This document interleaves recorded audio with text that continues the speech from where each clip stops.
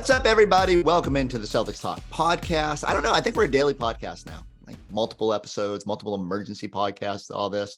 Today, we're coming at you a little unexpectedly because we got a chance to catch up with Derrick White, who's out in Parker, Colorado, his hometown, holding a camp for, I believe, students ages like 6 to 17. I think he's got 400 kids out there. Got a chance to catch up with him about that experience, about when he was a camper out there, pushing his NBA goals by going to these things and developing his skills. Also get to talk about, obviously, the big trades here in Boston. Marcus Smart out. How does that change the future for Derrick White?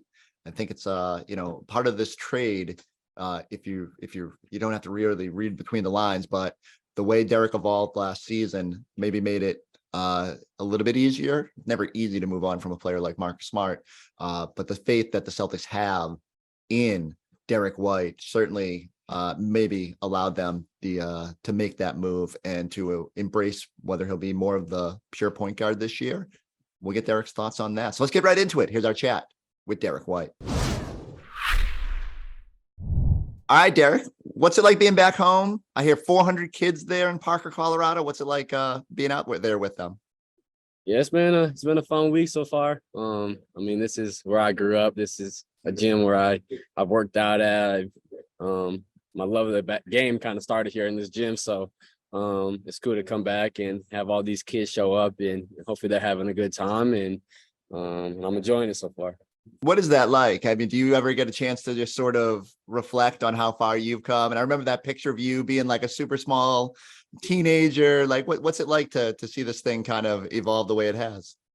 Yeah, it's been cool. I used to work the Chauncey Billups Academy in the back. He used to bring in guests like Chris Paul. BG was a guest one year, and so it's kind of a crazy feeling now just being teammates with him and like having my own camp now at the same place that he kind of started it. So it's been a cool journey. What do the campers ask you? Like, what's the most common question that Derrick White gets when you host one of these things? Are they looking for like roster information, or like what are they trying to get from you? Yeah, they asking crazy questions like who the toughest guard obviously is a one you get a lot. I got a lot of questions about our trade now, and just this is a bunch of stuff like that, and it's been all fun and games out here. Well, I want the answers to both of those. So, who is the hardest person to defend when you're out there? I've been saying everybody. It's hard to pick one hard person to guard in the NBA right now. I mean, you got the top players. I'm like, whatever jersey you see in camp right now is probably the answer, and I mean, obviously the trade's been crazy. We got a lot of love and respect, and it's been a privilege to play with Smart. And I wish him the best of luck in Memphis, but I'm excited to play with KP too. So I'm looking forward to that.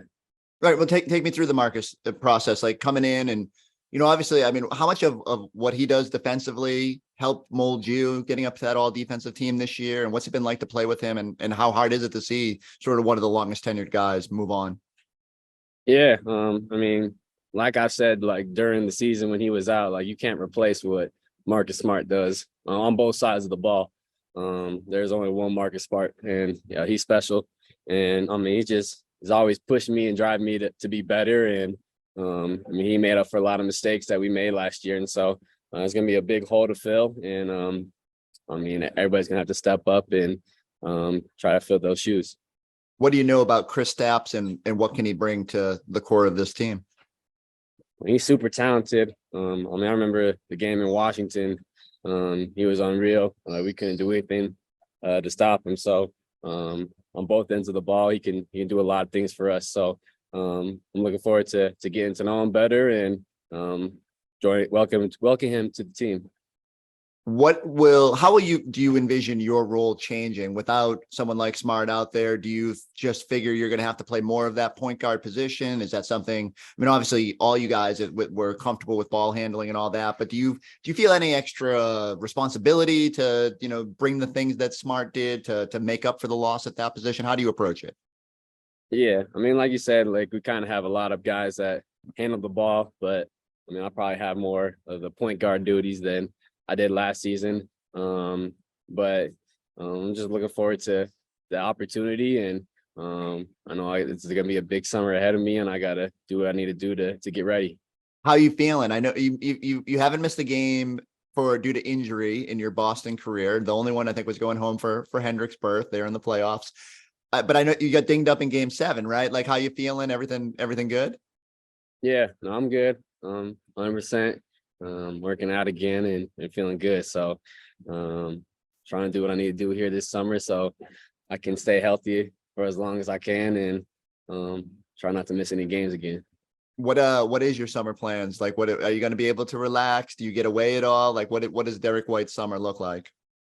Yeah, I'm out here in Colorado, getting some grandparent time in, spend some time with the family, having Hendrick spend some time with the family, and just start working out here. I mean, I'll do some trips here and there. I'm looking forward to Sam Hauser's wedding, and it's gonna be a fun summer. I saw him post the other day about it. That's creeping up quick. That's gonna. I love that you guys as teammates get to do that.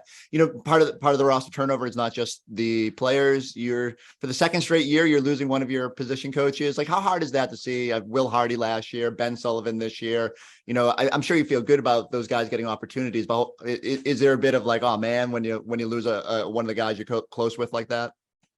Yeah, I mean, obviously you're happy for them as they advance in their career.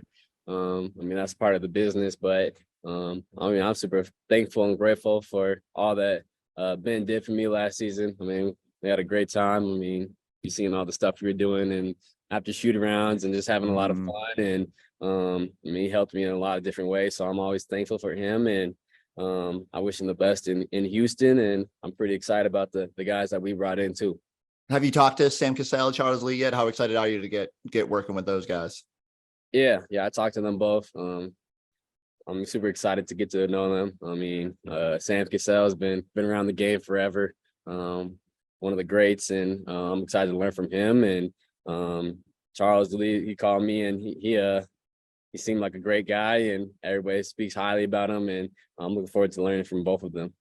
Let's end on this. What was your dad's big advice for the year? I know he's always tweeting you and he's got the stats. Like, what does your dad want Derrick White to do this, whether it's this offseason or building as a player? Like, what is he pushing you?